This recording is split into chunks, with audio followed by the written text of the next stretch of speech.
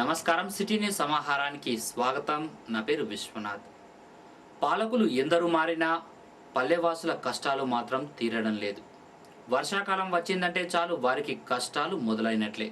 గత 10 సంవత్సరాలకు పైగానే కష్టాలను నెట్టుకొస్తున్నారు. ప్రజాప్రతినిధులు ఏ ఒక్క అధికారి కూడా పట్టించుకున్న పాపాన పోవడం లేదని పాలకులు అధికారుల పనితీరుపై ప్రజలు ఆగ్రహం వ్యక్తం చేస్తున్నారు. ఇది ఓదల మండలంలోని ఉప్పరపల్లె గ్రామం. గత 3 రోజులుగా కురుస్తున్న వర్షాలకు ఆ ఊరి రోడ్లన్నీ బురదమయంగా మారిపోయాయి.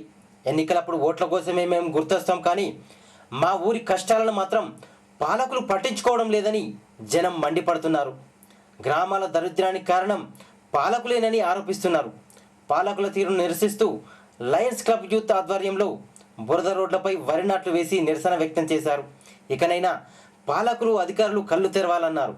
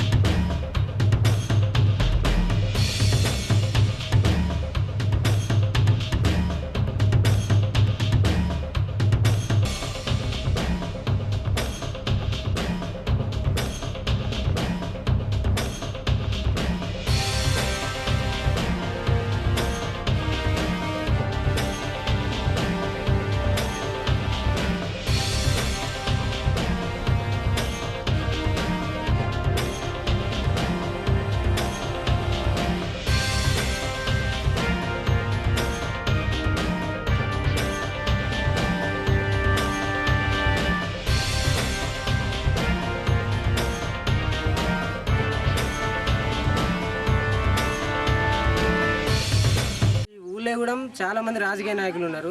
ఎస్టీ కాలనీ కంటే బాగా టూ మచ్గా ఉన్నాయి ఈ ఊళ్ళే రోడ్డు. దీనికి మా కాలేజీకి వెళ్ళడానికి వర్క్ వెళ్ళడానికి పిల్లలకు కూడా చాలా ఇబ్బంది ఉన్నది. దీని గురించి కొంచెం అధికారులు చర్యలు తీసుకోవాలని. రోడ్డు మాకు అంతా బురద అవుతుంది, మొత్తం నడవత్తలేదు, బాగా తిప్పలవుతుంది, జారి పడుతున్నాం. ఈ పరిస్థితి కారణం రాజకీయ నాయకులే. మా ఊరికి ఇక ముందైనా కానీ ఎవరైనా ఓట్ల కొరకు వస్తే మా ఊరు పొలిమర మీనే ఆపడమే తప్ప ఒక్కరు కూడా ఈ ఊర్లో ఓటు అనేది వేయరు. ఎందుకంటే ఈ పనులు ఎవరు చేయట్లేదు కాబట్టి మాకు చేసే నాయకుడు ఎవరైనా కానీ ముందు వాళ్ళ నుండి చేపించిన తర్వాత వాళ్ళు ముందుకు రమ్మను, వాళ్ళను దగ్గరుండి గెలిపేయడానికి మేము అందరం యూత్ కలిసి మా పెద్దలందరూ కలిపి మేము ఓట్లు వేయించి వాళ్ళని గెలిపించి వేలుకుంటాం.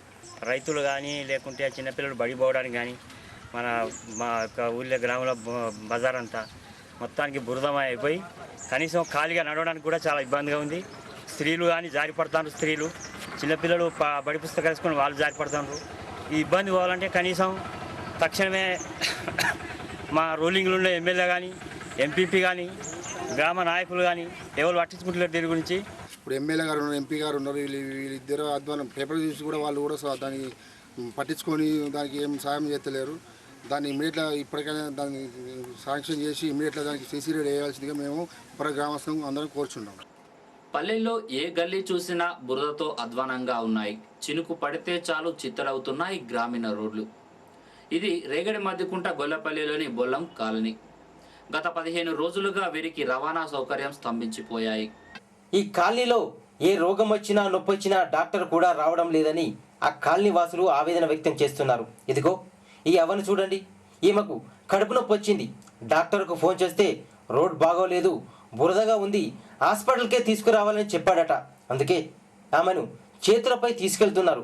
పాలకుల పనితీరుపై ఆ కాలనీ వాసులు బురద రోడ్లపై వరి నాట్లు వేసి నిరసన వ్యక్తం చేస్తున్నారు. సీసీ రోడ్లు వేసి మా కష్టాలు తొలగించాలని వారు కోరుతున్నారు.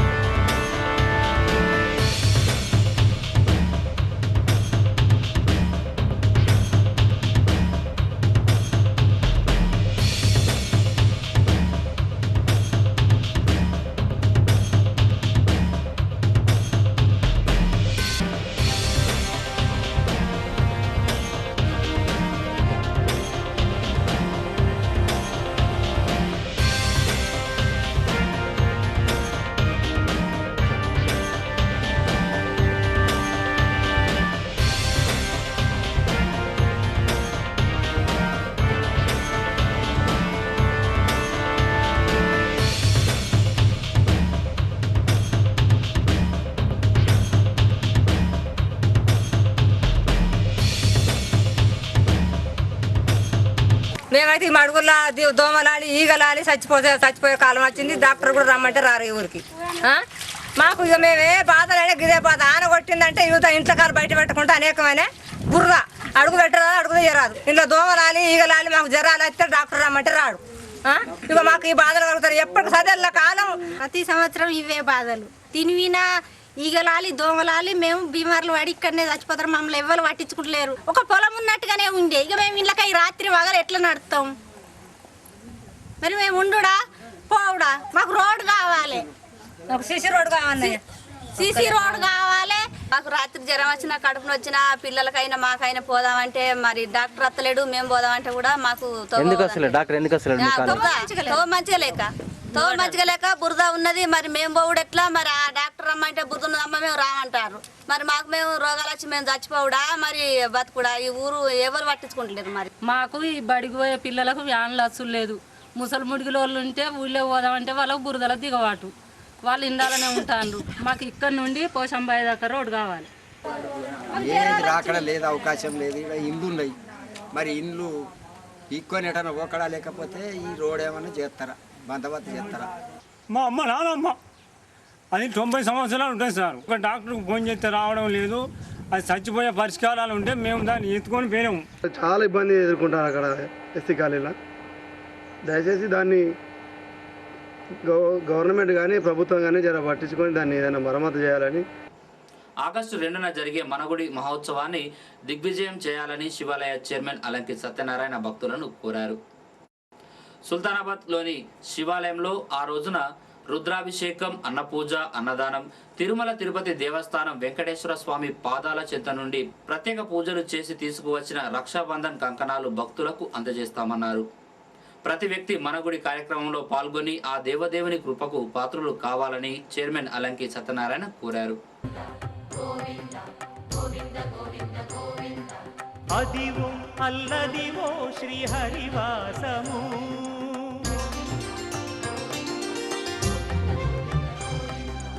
అదివో అల్లదివో శ్రీహరివాసము, 10,000 శేషుల పడగలమయము.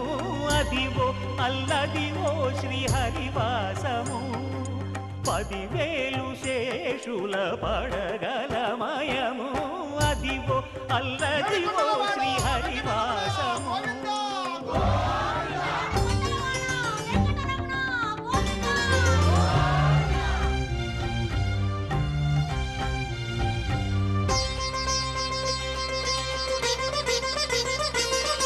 అది వెంకటాచలమఖిలో నటము, అదివో బ్రహ్మాదుల కమురూపము, అదివో నిత్య నివాసమఖిలమునులకు.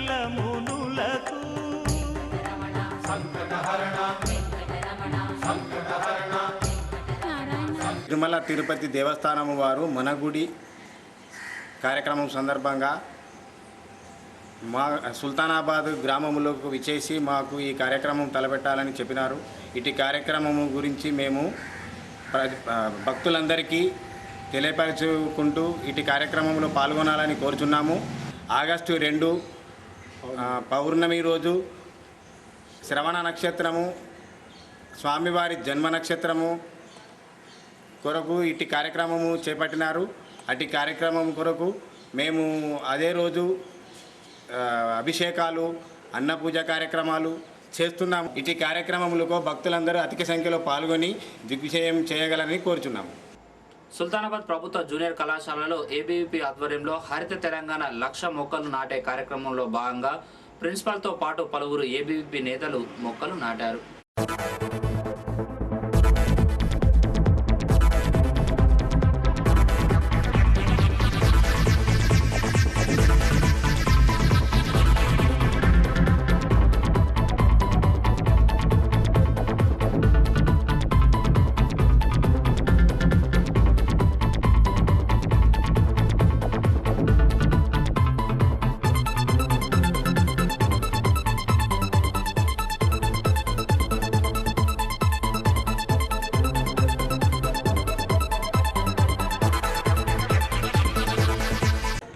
ఏబీవీపీ ఆధ్వర్యంలో ఈరోజు హరిత తెలంగాణ అనే కార్యక్రమంలో భాగంగా చెట్లు నాటడం జరిగింది.